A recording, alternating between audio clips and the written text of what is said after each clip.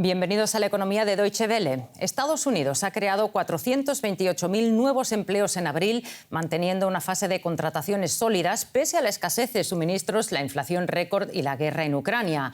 El informe del Departamento de Trabajo subraya que las contrataciones han reducido la tasa de desempleo al 3,6%, justo por encima del nivel más bajo en medio siglo. El ritmo de unos 400.000 nuevos empleos se ha mantenido los últimos 12 meses en un entorno de desaceleración del crecimiento y aumento de la inflación. Datos positivos de empleo de Estados Unidos que, por cierto, el presidente Biden atribuye a su política. Los analizamos con Ana Nieto, nuestra corresponsal financiera ya en la Bolsa de Nueva York. Ana, ¿qué es lo que llama más la atención de este informe de empleo en abril?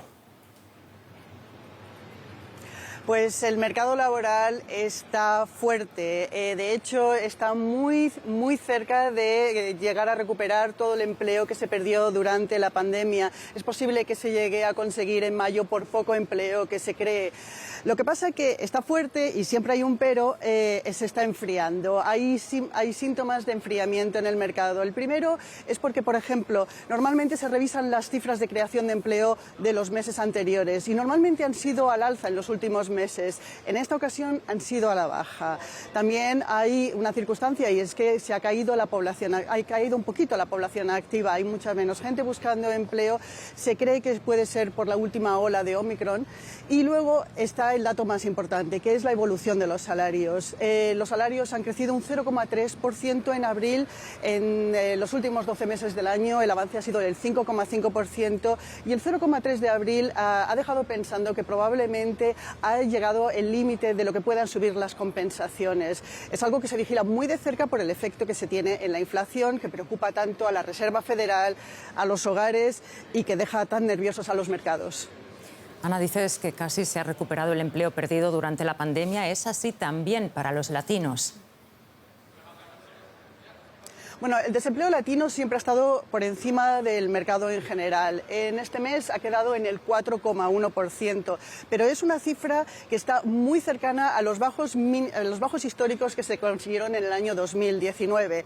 El año pasado el desempleo latino era en estos mismos meses del 7,7%. Y en febrero del año 2020, que fue el último mes normal antes de la pandemia, era del 4,4%. Realmente la pandemia hizo muchísimo daño en los hogares latinos, los trabajadores perdieron mucho de los empleos, de hecho se llegó a una tasa de desempleo del 18,8% y una de cada 5 mujeres perdieron su empleo también. Ahora el desempleo femenino es del 3,8%. Se ha recuperado mucho el empleo, en muy buena medida por la buena evolución del sector servicios y de la construcción. Muchas gracias, Ana, por analizar para nosotros estos datos de empleo. Buen fin de semana. La Unión Europea, Estados Unidos, Canadá y Australia se han comprometido como grandes productores agrícolas a garantizar la seguridad alimentaria en el mundo pese a los efectos adversos de la invasión rusa de Ucrania. Un total de 51 miembros de la Organización Mundial del Comercio, entre ellos Chile y México, colaborarán unidos para asegurar la alimentación de todo el mundo, incluidos los más pobres, vulnerables y personas desplazadas. Rusia y Ucrania figuran entre los mayores productores mundiales de trigo, maíz, girasol y colza, productos cuyos precios se han disparado en los mercados internacionales desde el comienzo de la guerra. Los 51 países prometieron además mantener los mercados abiertos, previsibles y transparentes, sin restricciones ni prohibiciones. Un asunto del que queremos hablar en Chile con el experto en seguridad alimentaria Claudio Trovato, presidente de la ONG Progressio. Señor Trovato, gracias por atendernos. Gracias a ustedes por la invitación. Señor Trovato, ¿cómo pretenden los grandes productores agrícolas asegurar suficiente comida para todo el mundo cuando ya, sin contar con la guerra, la FAO habla de 200 millones de personas que pasan hambre en el mundo? Es una interesantísima pregunta, pero lamentablemente creo que mi respuesta es no tengo la menor idea. O sea, más que una respuesta tengo otra pregunta. ¿Por qué hasta el momento de hoy, considerando los números gigantescos que la FAO señala y no desde ahora, nunca se hizo referencia a este tipo de situación? O sea, ¿por qué nunca se propuso? Claro. Ante la gran falta de alimentación que hay en el planeta y no desde ahora por causa y consecuencia de una guerra, sino por situaciones endémicas, porque nunca los grandes países no se juntaron solucionando el tema con eso. Entonces, no tengo respuesta si no tengo otra pregunta. Puede ser que hay otra cosa que tal vez no tiene mucho que ver, pero en uno de los informes de Swiss Bank hay una tendencia en imaginar el valor de una moneda, lo que sea, en cualquier país del planeta, en función de las materias primas o recursos naturales.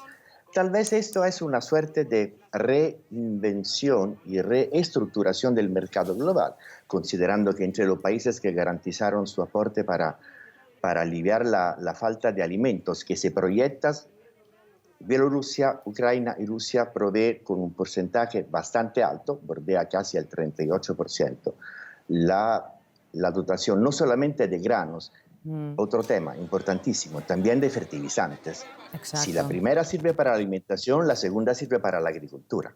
Entonces, el tema global puede ser una reestructuración del mercado global en función de los valores en términos de los porcentajes de la cantidad de disponibilidad de materia prima. Canadá es uno de los países de mayor exportación de grano. Señor Trovato, quería preguntarle otra cosa, porque el problema actual se debe a que la producción de alimentos está cada vez más interconectada globalmente. ¿Puede ser la regionalización, la desglobalización de la agricultura una solución? Esta también es interesantísima y es un tema que está, creo, transversalmente un poco tocando y poniéndose en la mesa, sobre todo en Latinoamérica. Sinceramente, se está discutiendo no con una visión autárquica, sino con la visión de recomponer en su concepto esencial el principio de seguridad alimentaria y nutricional. O sea, dentro de las varias definiciones que conlleva este concepto, creo ya universalmente patrimonio de la humanidad, decimos, y parte integrante de lo que son la Agenda 2030 y los Objetivos de Desarrollo Sostenible.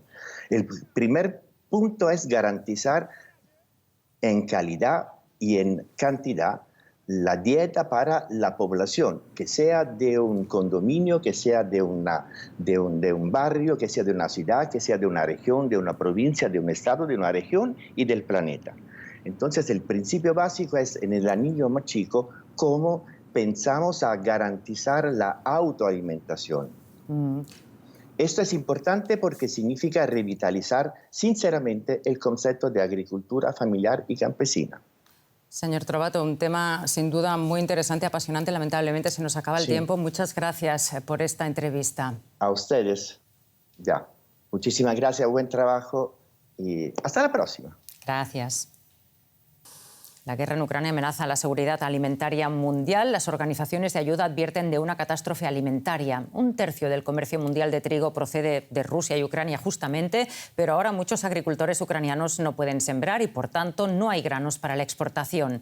Esto se siente de forma especial en el sur de África y en Oriente Medio.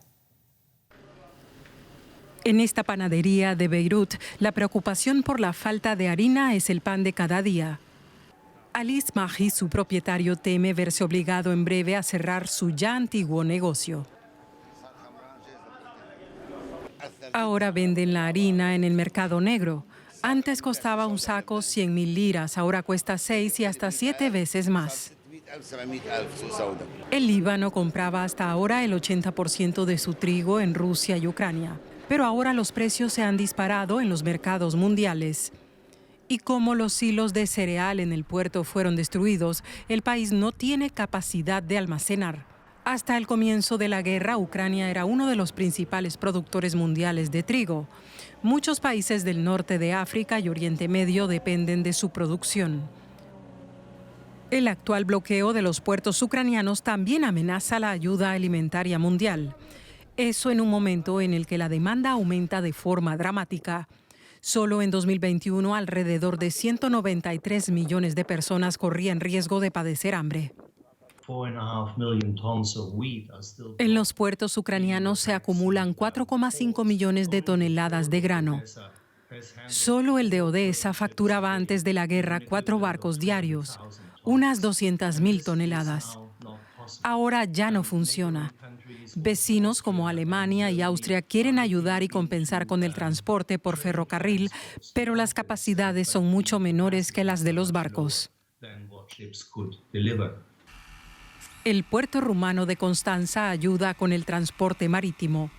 Un primer cargamento de cereal de 70.000 toneladas salió de ese puerto la semana pasada. Para los vecinos, esa área es también una oportunidad. Para facilitar el transporte del cereal ucraniano hasta el puerto, estudian renovar antiguas líneas de ferrocarril de la época comunista. La Amazonía brasileña registró en abril una deforestación récord con más de 1.000 kilómetros cuadrados talados, el equivalente casi a 140.000 campos de fútbol, según datos satelitales hechos públicos este viernes. La organización ecologista Fondo Mundial para la Naturaleza denunció que la superficie deforestada el mes pasado duplica casi a la de abril de 2021. Bajo el mandato del presidente ultraderechista Jair Bolsonaro, que ha presionado para abrir las tierras protegidas a la agroindustria y la minería, la deforestación anual promedio en la Amazonia brasileña aumentó en más del 75% con respecto a la década anterior, según cifras oficiales. Seguimos en América Latina. En Venezuela las calles están cada vez más llenas de vehículos de alto kilometraje. Desde hace más de 6 años el mercado automotriz se encuentra en picada debido a la caída de la demanda y del ensamblaje de vehículos, producto de la crisis económica venezolana sumida en 7 años consecutivos de recesión. El parque automotor de Venezuela sigue el rumbo de la obsoleta Cuba. Al menos esa es la impresión en las calles del país. La oferta de los concesionarios de automóviles 0 kilómetros es muy baja y obtener una financiación, una misión casi imposible. Hay menos oportunidades ahorita como está la situación aquí en Venezuela para comprar un carro nuevo. Hace falta que vinieran inversionistas, que dieran facilidades de pago, créditos, préstamos para adquirir carros nuevos. Ya que los carros nuevos que hay aquí en Venezuela, los más nuevos que se han visto por ahí son 2013, 2012, 2010. Y bueno, de cierta forma el pobre o el de la clase media se le hace muy difícil obtener un carro del 2015 en adelante, ¿me entiendes?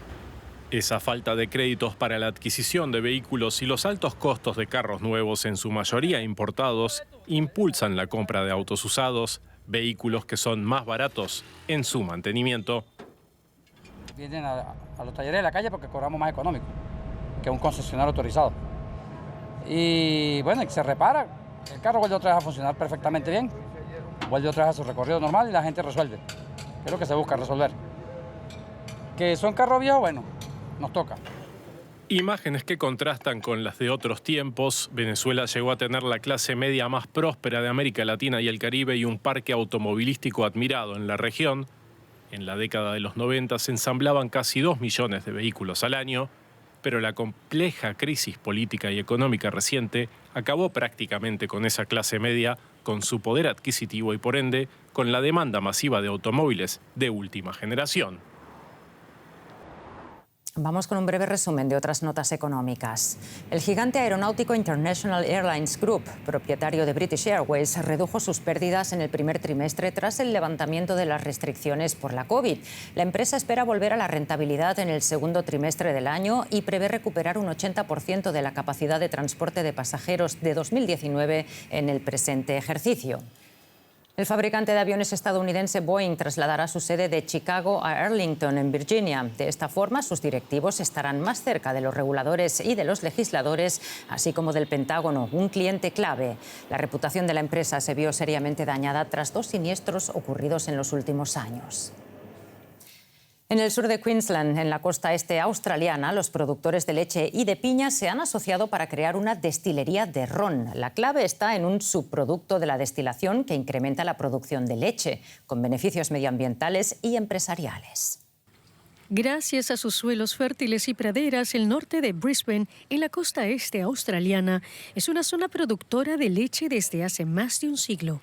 Los granjeros siempre andan buscando cómo aumentar la producción y recientemente han descubierto que un desecho de la destilería local tiene propiedades mágicas. Por cada 4 litros que le doy a la vaca, ella me da 1 litro. Es un subproducto más barato que el grano y que muchos de los habituales. El llamado Dunder, que por cierto no tiene alcohol, procede de una destilería cercana que ha estado experimentando con un ron elaborado con una mezcla poco convencional: caña de azúcar, ingrediente habitual en la fabricación de ron, y piña. El Dunder es el residuo de este exótico proceso. Las piñas y la caña son productos locales. Las cultiva Gordon Oaks. Su familia lleva 84 años trabajando aquí. La empresa Sunshine & Sons quiere colaborar con los agricultores locales en lo posible. Tenemos este circuito cerrado increíble con los residuos de la destilación de nuestras bebidas alcohólicas. Es fantástico saber que se reciclan. Un beneficio medioambiental y también empresarial. Así que todos contentos. El Dunder atrae a las vacas a casa. Están ansiosas por regresar al establo y alimentarse. Y de hecho se lo beben con ansia. Y con el estómago lleno de Dunder, parecen dispuestas a producir más leche. Y hasta aquí la economía. Gracias por elegirnos para informarse. Hasta pronto.